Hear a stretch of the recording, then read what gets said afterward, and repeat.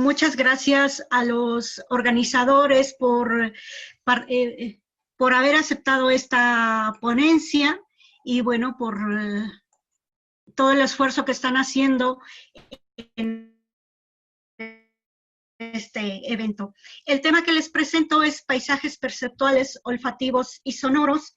Este trabajo es resultado de una investigación sobre la zona metropolitana La Piedad-Pénjamo que he venido realizando durante los últimos 5 años. Particularmente se ha enfocado en las problemáticas ambientales, la transformación de los paisajes durante la segunda mitad del siglo XX hasta la actualidad. La zona metropolitana presenta características rurales y ha tenido notables cambios en sus paisajes por las diversas actividades que se han desarrollado y también por las transformaciones ambientales, esencialmente por el deterioro del recurso hídrico y una serie de cambios que han ocurrido en esta región, digamos.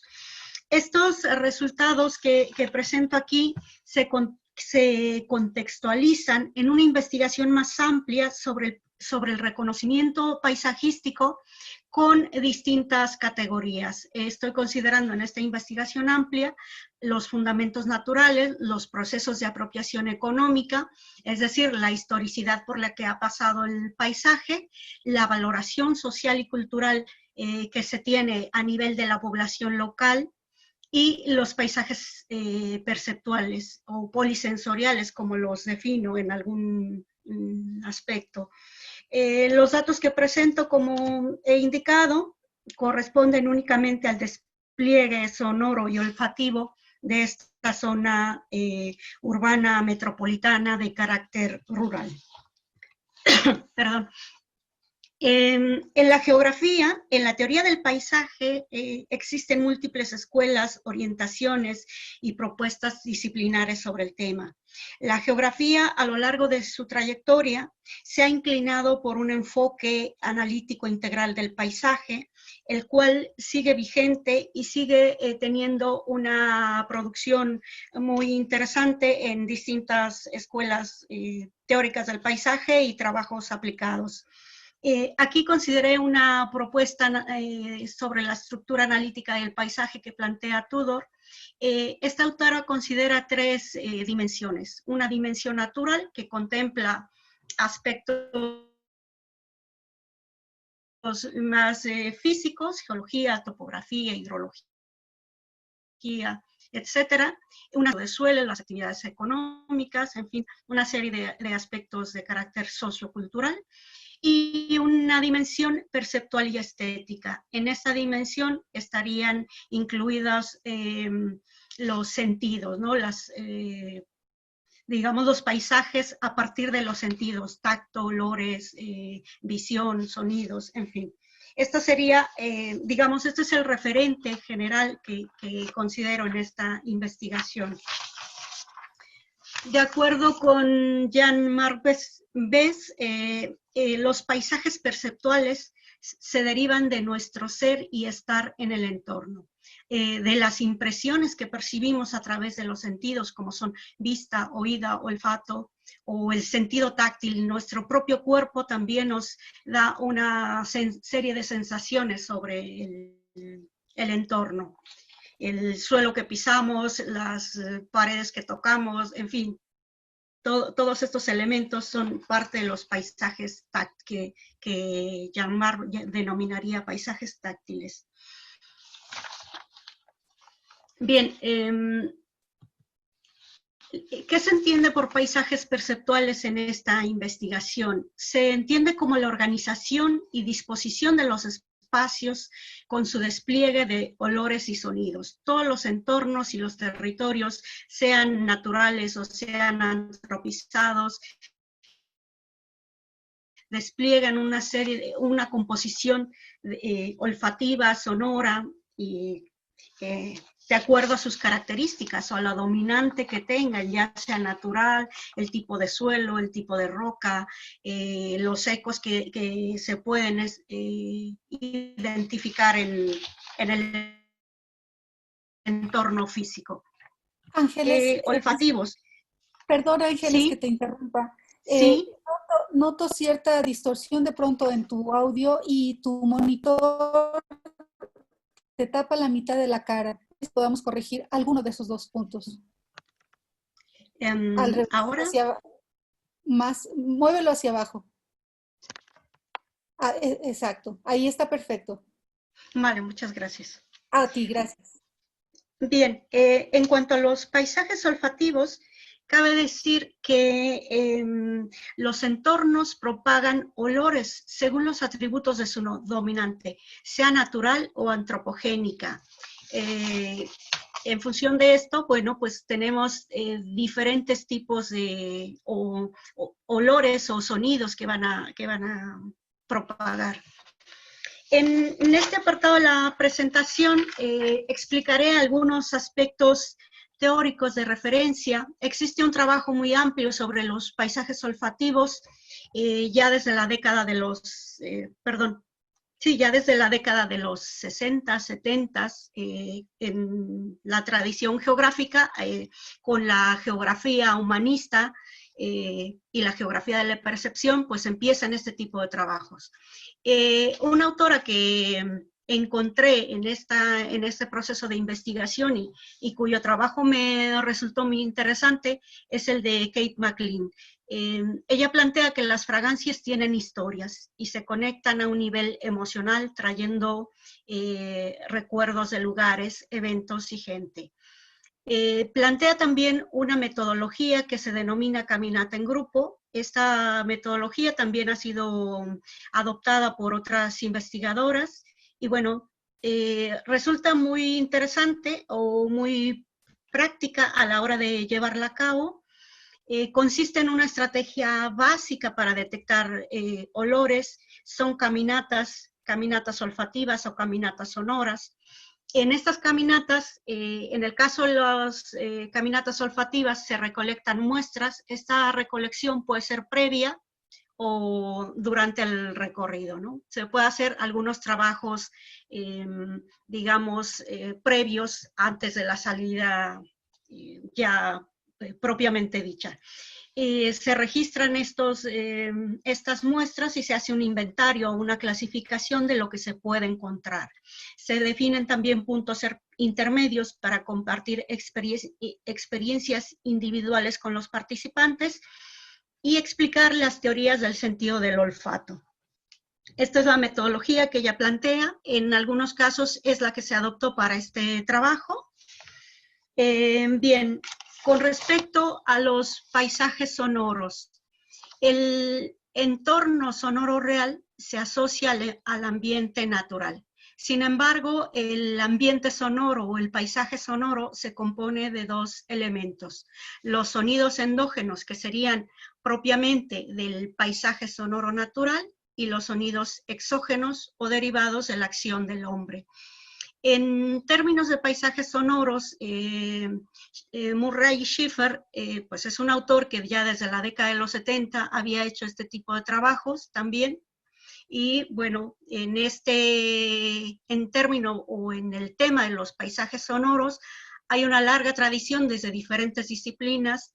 Sin embargo, parece que los habíamos olvidado y nuevamente lo retomamos con el estructuralismo y en estas nuevas corrientes de trabajos. Digamos que estamos planteando o rescatando mucho trabajo que ya se había hecho y que no es nuevo. A mí me sorprendió cuando empecé a investigar sobre este tema que todo lo que veía como nuevo en los artículos, pues realmente hay una tradición muy importante en algunas disciplinas.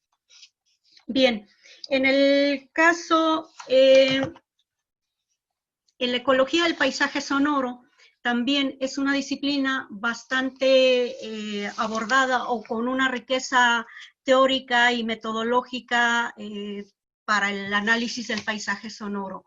Bernie Krause, en la ecología del paisaje sonoro, analiza los sonidos escuchados en una locación, ya sean biológicos, geológicos o antrópicos, y plantea algunos conceptos que me resultan interesantes, como son antropofonías, geofonías y bifonías. es decir, aquellos sonidos derivados de la actividad humana, de la naturaleza o los sonidos de animales e insectos.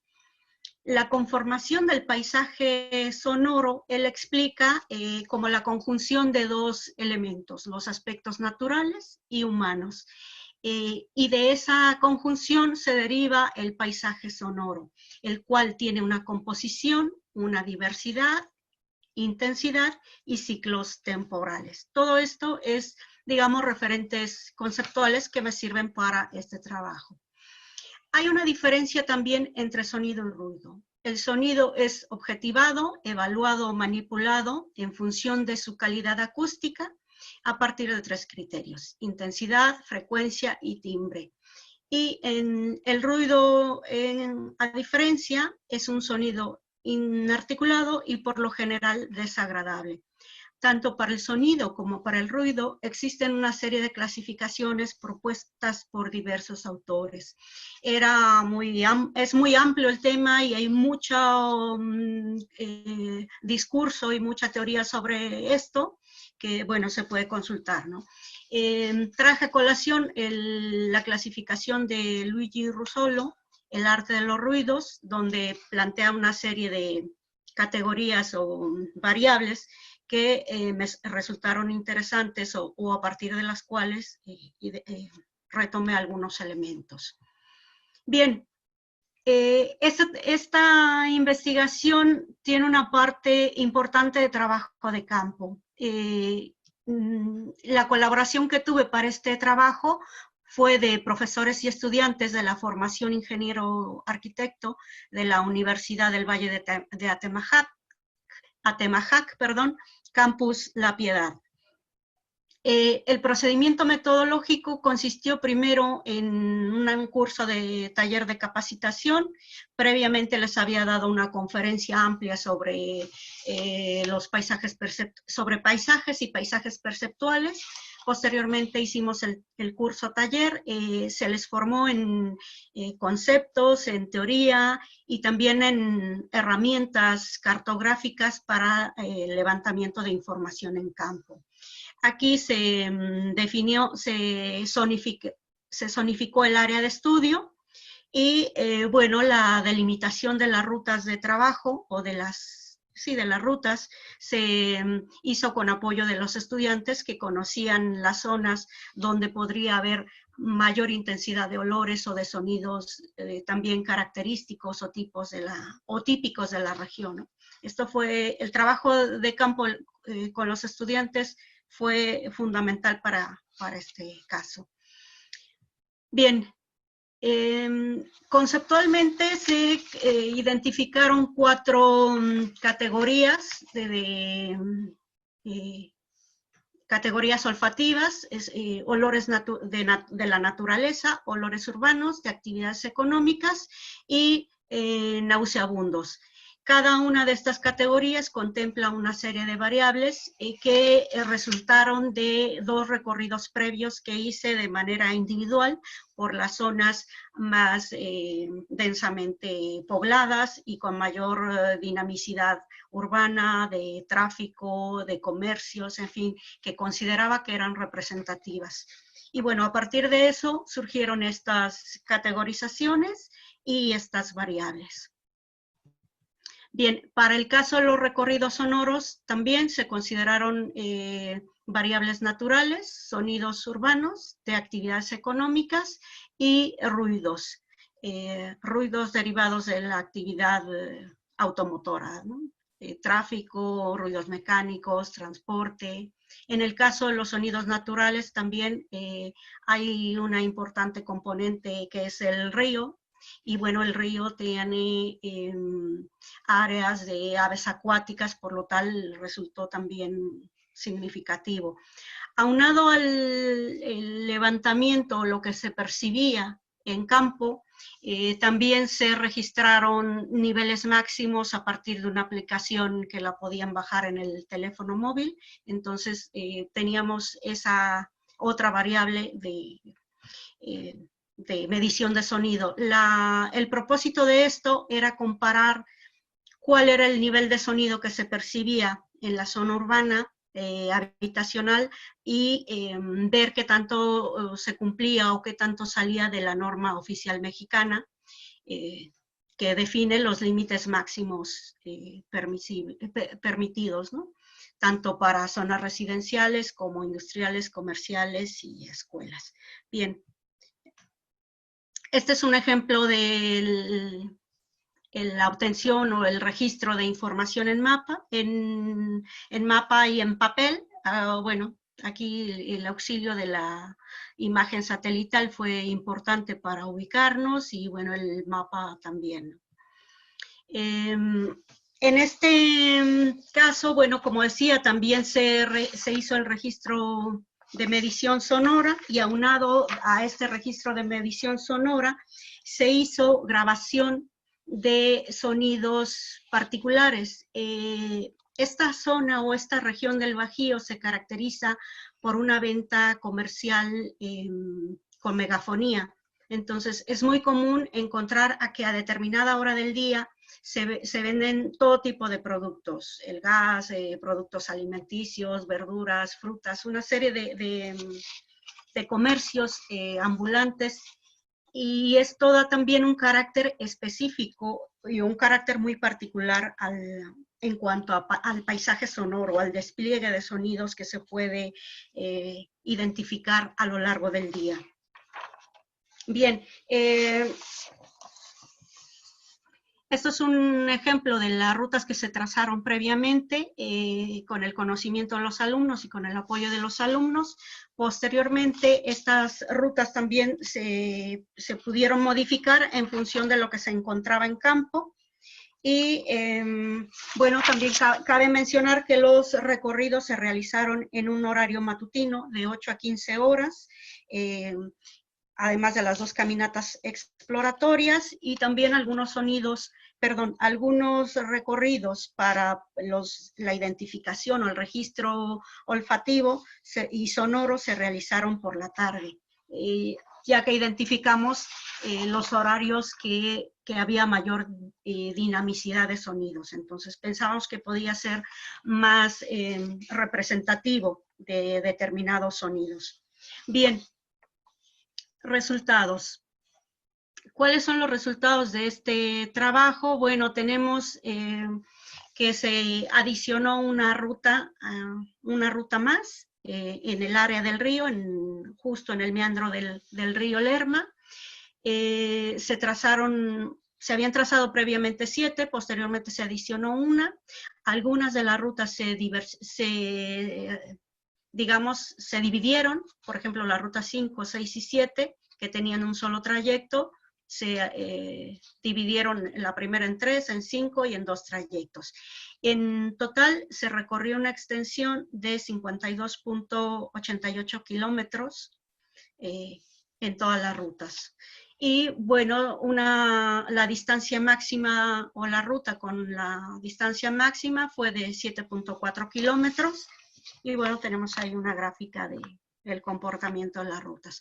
Toda esta información se digitalizó en sistema ArcView. Esto es el ejemplo del registro que se hizo en campo, los mapas, cómo se fueron registrando.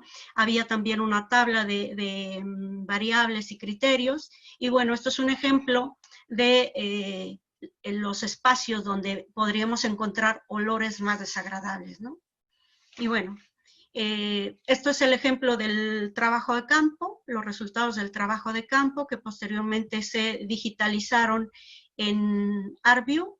Y tenemos aquí las 4 variables con los diferentes criterios. En el caso de los mapas olfativos, el recorrido lo hicimos un día después de que había llovido, durante julio y agosto. Se hicieron en junio, julio y agosto los recorridos, y algunos de los recorridos olfativos cayó en un día posterior a lluvia. Por lo tanto, resaltaron los aromas naturales, aromas de vegetación, aromas de pasto, de árboles, en fin, esto es algo que sucedió. En el caso de los mapas olfativos, en el caso de los olores urbanos, encontramos que estos olores urbanos están asociados también a actividades económicas, talleres, talleres mecánicos. Hay algunas avenidas en esta zona metropolitana con una densidad muy alta de talleres mecánicos. Y eso, en esas zonas se identificaron olores a aceites, olores quemados, o olores, pues digamos, hasta cierto punto desagradables, ¿no? Entonces, tenemos ahí digamos, el despliegue de olores urbanos. En el caso de los olores por actividades económicas, también esta zona se caracteriza por una venta de puestos semifijos de comida. Y en algunas de las avenidas hay una densidad de puestos muy importante, y esto se notaba mucho al momento de los recorridos, el olor a comida preparada, a carnes, a frituras, digamos, todo lo que se consume, antojitos mexicanos. Es interesante este resultado porque podríamos hablar de a qué huele La Piedad, ¿no? O a qué huele esta zona metropolitana, y en términos de olores huele mucho a comida en determinadas zonas. Se puede apreciar esta avenida y aquí se tiene una gran cantidad de comercios y huele a comida. Esta es otra calle también con una intensidad de puestos ambulantes, bueno, de puestos semifijos, no ambulantes. Y bueno, esta otra zona también tiene una gran cantidad de zonas comerciales, de productos alimenticios, y bueno, se detectan fácilmente. En el caso de los olores a descomposición o putrefactos, encontramos que se distinguían propiamente en el entorno del río, que también, bueno, dicho sea de paso, su calidad ambiental y deterioro es bastante grave. Se detectan en esta zona, se detectaron también en donde había depósitos de basura a cielo abierto, donde había excrementos, animales muertos, también en las áreas adyacentes a los depósitos, a los contenedores de basura, y también en algunos talleres o algunas otras zonas. Bien, esto es, digamos, espacialmente, cómo están representados los datos de las diferentes categorías que se consideraron. En términos generales, podemos decir que este es el mapa olfativo o el despliegue de olores que se encuentra en esta ciudad a partir de un grupo específico que fue estudiantes universitarios. Sin embargo, también paralelamente a este trabajo se realizaron entrevistas en algunos puntos de la ciudad, en los puntos más digamos, céntricos, donde consideramos que confluía población de distintos barrios, y se les preguntó cuáles son los olores que percibían, si les parecían agradables o desagradables, aunque estos datos no están reflejados en este mapa todavía. Pero bueno, también eso permitió comparar y tener algunas ideas sobre lo que piensa la población de sus barrios. Algunos son digamos, observaciones positivas, y otras son negativas respecto a los niveles de contaminación que hay, a los olores desagradables por tráfico. Y bueno, esto es un resultado, ¿no? Esto es, digamos, el resultado en cuanto al mapa olfativo. En cuanto al registro de percepción sonora, la dinámica fue la misma, aunque aquí se identificaron o se midieron niveles de sonido. Y, por ejemplo, resalto estos dos datos, uno de 78 y uno de 67.